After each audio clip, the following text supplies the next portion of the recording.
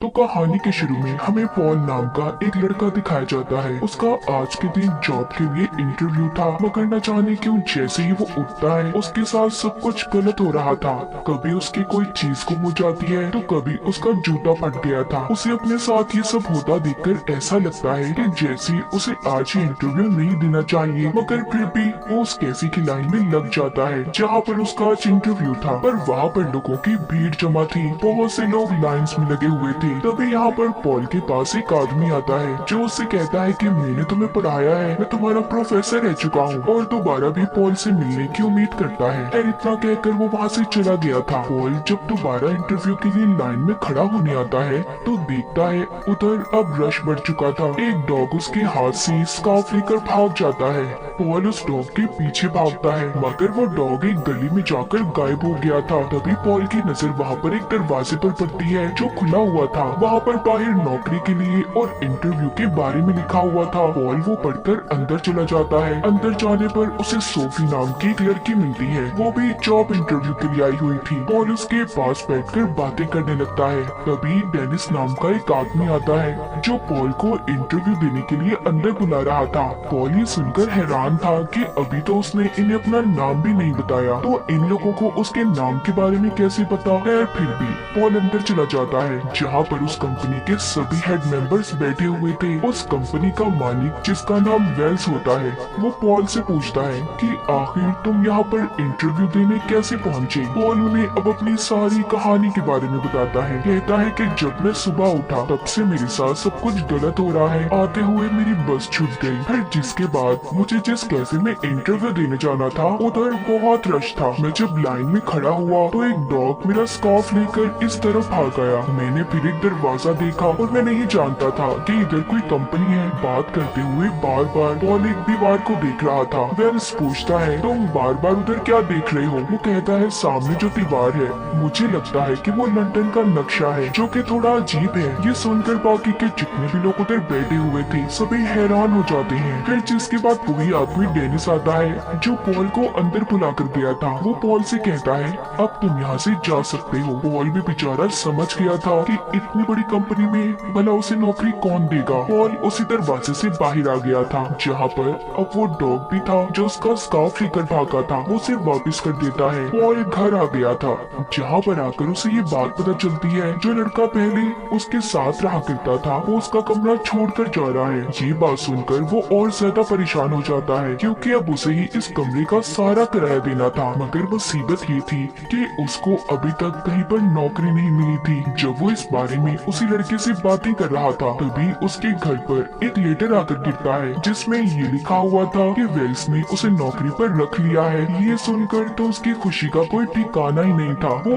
अगले दिन तैयार होकर कंपनी में पहुंच जाता है जिधर रिसेप्शन पर उसे एक लेडी मिलती है। तभी उधर डेनिस आ गया था। डेनिस दरअसल वेल्स का खास आदमी था। वो पॉल को अपने साथ ले जाता है, पर पॉल अभी भी इस बात पर परेशान था कि आखिर ये कंपनी काम क्या करती है और उसे यहाँ पर रहकर करना क्या होगा। डेनिस उसे उस जगह पर छोड़ देता है जहाँ पर पॉल को काम करना था। उधर वो देखता है कि वही लड़की सोफी जिससे वो इंटरव्यू के दौरान मिला था वो बैठी हुई थी। मतलब इन लोगों ने उसे भी जॉब पर रख लिया था। पॉल के हाथ में कॉफी होती है जिसे देखकर सोफी कहती है कि मुझे चॉकलेट और कॉफी बिल्कुल पसंद नहीं, तो प्लीज तुम इसे फेंक दो, मेरे सामने मत पीना। पॉल सोफी से बात करता है कि हमें इन लोगों ने नौकरी पर तो रख लिया, पर हमारा काम क्या होगा और हमने यहाँ पर रहकर करना क्या है। सोफी कहती है उफ चुप हो जाओ, कितना बोलते हो तुम। तभी इनके पास रिसेप्शनिस्ट लेडी आती है जो इनके लिए बहुत सारे मैप्स नक्शे लाई थी। वो इन्हें उसमें एक खास जगह का नाम बताकर उन मैप्स में ढूंढने का कहती है। दोनों अपने काम पर लग गए थे। बहुत ज्यादा ढूंढने के बाद भी इन्हें उस खास जगह का नाम नहीं मिलता। ब्रेक भी हो गई थी। ब्रेक में जब दोनों नीचे आती हैं तो इसी कंपनी में काम करने वाली एक लेडी दोनों को बाहर ले आई थी और सोफी से कहती है कि तुम सामने उस लड़की को देखो जो गार्डन बाग में बैठी किताब पढ़ रही है। तुम्हें उसकी किताब और उसके दिमाग को पढ़ना होगा। वो एक कहानी पढ़ रही है। जब उसकी कहानी का कैरेक्टर पानी में गिर जाएगा बस मुझे तब बता देना।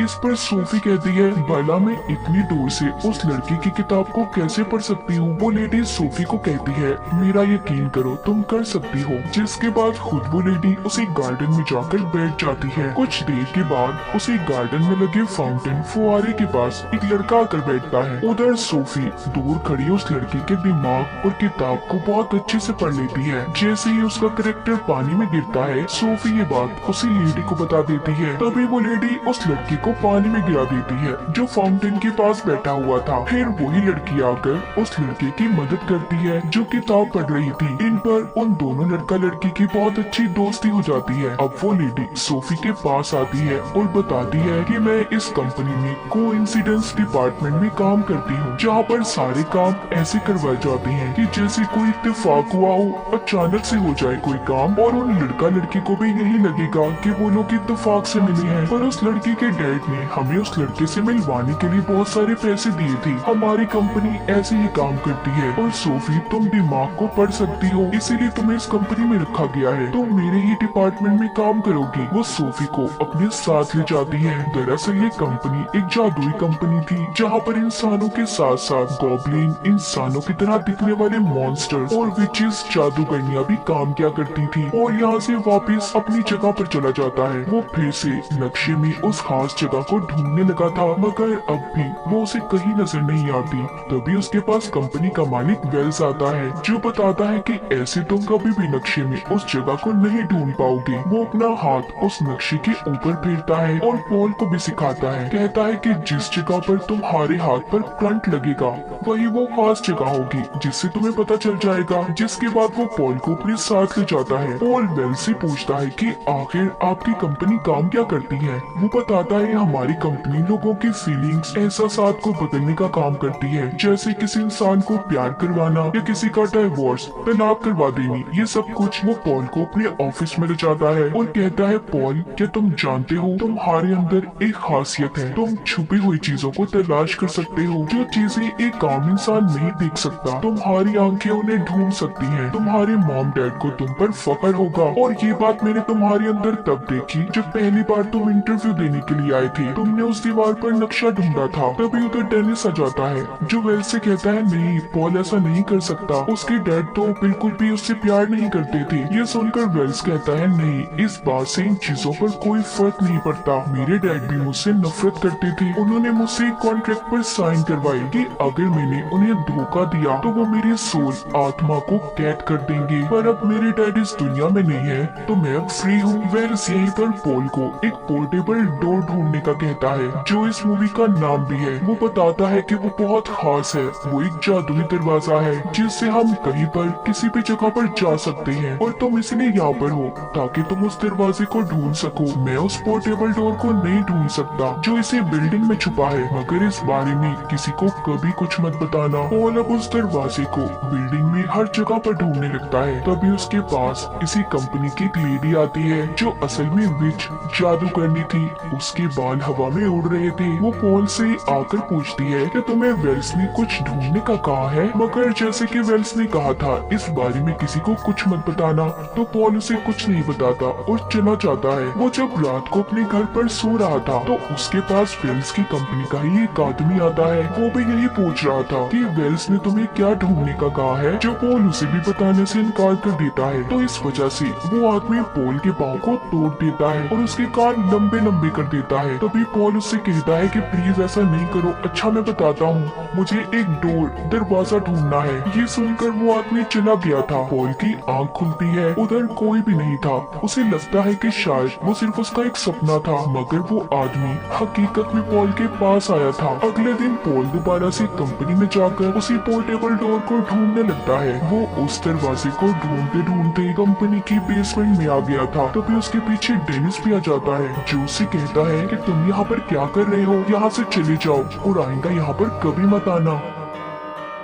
उधर दूसरी तरफ सोफी भी कोइंसिडेंस डिपार्टमेंट में काम कर रही थी। वो लोगों को इत्तेफाक से मिलवाया करती थी, मगर अब उसे अपने अंदर कुछ बदलाव महसूस होते हैं। उसे ऐसा लग रहा था कि जैसे उसके दिलो दिमाग को कोई कंट्रोल कर रहा हो, इसीलिए वो अब इस नौकरी को छोड़ना चाहती थी। वो इस डिपार्टमेंट की हेड से इस सिलसिले में बात करती है, जिस पर वो लेडी कहती है कि तुम इस तरह इस जॉब को छोड़कर नहीं जा सकती, क्योंकि तुमने कॉन्ट्रैक्ट पेपर पर साइन किए हैं। तभी वहाँ पर पॉल आ जाता है, जो उससे कहता है कि चलो मेरे साथ। सोफी उसके सामने चॉकलेट खाती है। पॉल पूछता है कि कल तक तो तुम बिल्कुल भी इन चीजों को पसंद नहीं करती थी, आज क्या हो गया तुम्हें। वो उसे अपने साथ एक बार में ले जाता है, जहाँ पर वो उसे बताती है कि पता नहीं मुझे क्या हो गया है, जो चीजें मुझे कभी पसंद नहीं थी वो मुझे अच्छी लगने लगी है। ये सब सुनकर पॉल कहता है ओ फिक्र नहीं करो, ऐसा अक्सर हो जाता है। सोफी कहती है तुम आजकल वेल्स के साथ काम कर रही हो ना, मैंने सुना है, मेरी हेड मुझे बता रही थी कि एक दिन उसने अपने डैड को कहीं पर गायब कर दिया था, जिसके बाद आज तक वेल्स के डैड का कुछ पता न चल सका। तो जरा उनसे संभल कर रहना। मुझे लगता है कि डेनिस और वेल्स मिलकर कंपनी में कुछ करना चाहते हैं। अगले दिन रोज की तरह पॉल कंपनी में जाकर उसी पोर्टेबल डोर को ढूंढने लग जाता है। वो उसी बेसमेंट में वापस आ गया था, जहाँ पर उसे डेनिस ने आने से मना किया था।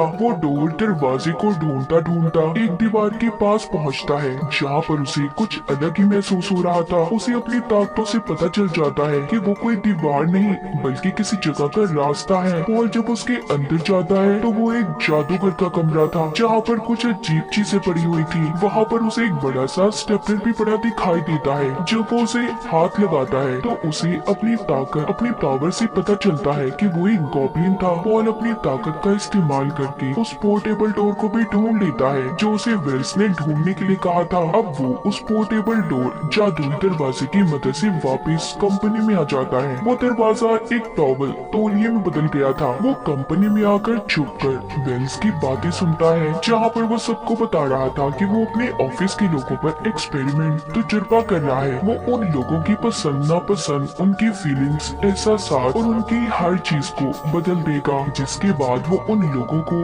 अपने मुताबिक चला सकता है। और उसके इस एक्सपेरिमेंट का पहला शिकार सोफी थी, क्योंकि उसने जो कॉन्ट्रैक्ट पेपर साइन किए थे वो इसी चीज के बारे में थे। और यही वजह थी कि सोफी को अपने अंदर बदलाव नजर आ रही थी। ये सब सुनकर पॉल यहाँ से भागने लगता है।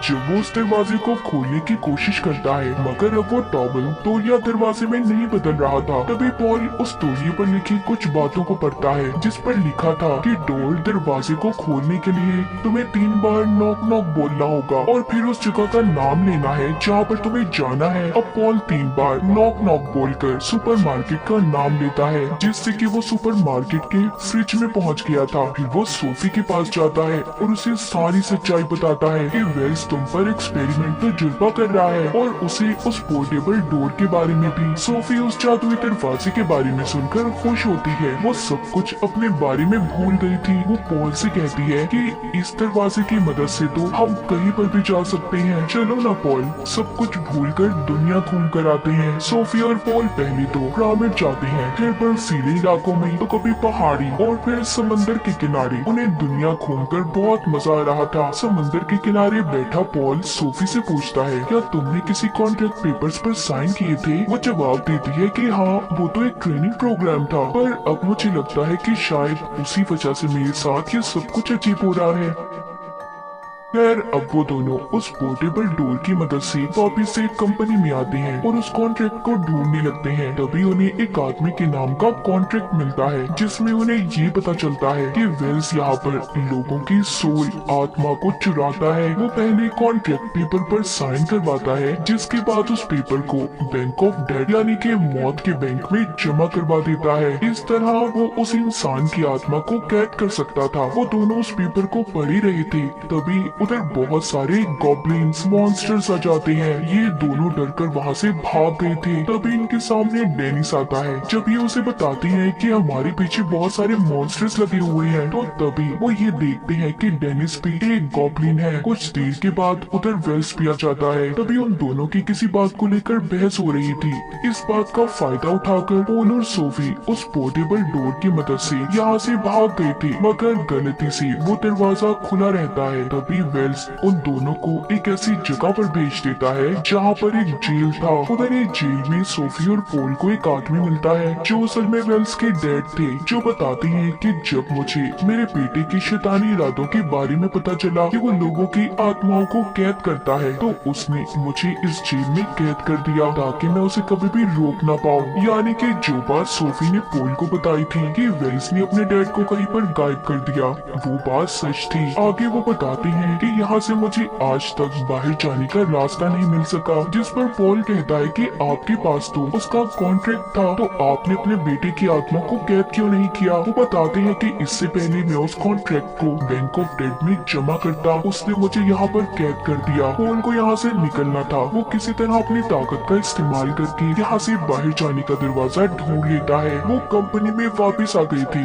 उनके साथ अब वेल्स के डैड भी थे। कंपनी के अंदर आकर वेल्स के डैड पॉल और सोफी को उसके कॉन्ट्रैक्ट के पेपर्स देते हैं ताकि वो उसे बैंक ऑफ डेड में जमा करवा दे, और खुद वेल्स के पास आ गई थी। वेल्स अपने डैड को देखकर काफी हैरान था कि वो इतने सालों बाद आजाद कैसे हो गए। पॉल और सोफी जब बैंक ऑफ डेड में जा रहे थे तो तभी उन पर बहुत सारे गॉब्लिन मॉन्स्टर्स हमला कर देते हैं। वेल्स के डैड जल्दी से रिसेप्शनिस्ट लेडी से स्टेपलर लाने का कहते हैं। दरअसल ये वही स्टेपलर था जो पॉल ने जादू करके कमरे में देखा था। वो कमरा किसी और का नहीं बल्कि वेल्स का ही था। वेल्स के डैड जब उस रिसेप्शनिस्ट लेडी को वो स्टेपलर हवा में उड़ाने का कहते हैं, जैसे ही वो ऐसा करती है, वेल्स के डैड अपने जादू से उस स्टेपलर में कैद गॉब्लिन को आजाद कर देते हैं जो सभी गॉब्लिन्स का लीडर था। वो वहाँ पर सभी अपने साथियों को पॉल और सोफी से दूर जाने का कहता है। असल में गॉब्लिन्स का लीडर रिसेप्शनिस्ट लेडी का हस्बैंड था। डेनिस इन दोनों का बेटा था, मतलब कि वो भी गॉब्लिन ही था। दूसरी तरफ वेल्स अपनी ताकतों से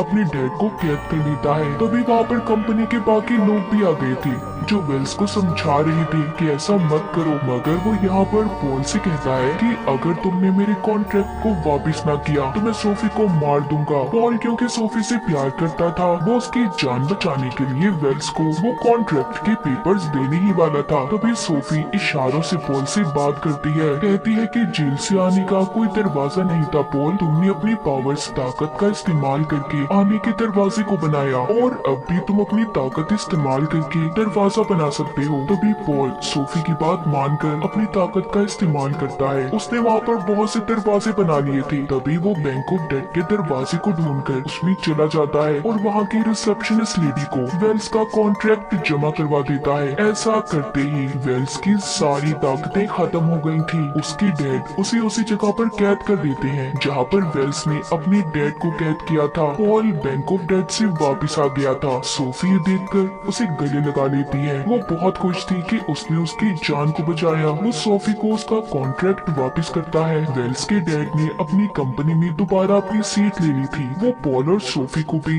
अब अपनी कंपनी में रख लेते हैं और एक ऊंची पोस्ट देते हैं। पॉल सोफी से पूछता है, क्या तुम मुझे पसंद करती हो? सोफी ने भी हाँ में जवाब दिया था। और इसी हैप्पी एंडिंग को दिखाते हुए इस फिल्म की कहानी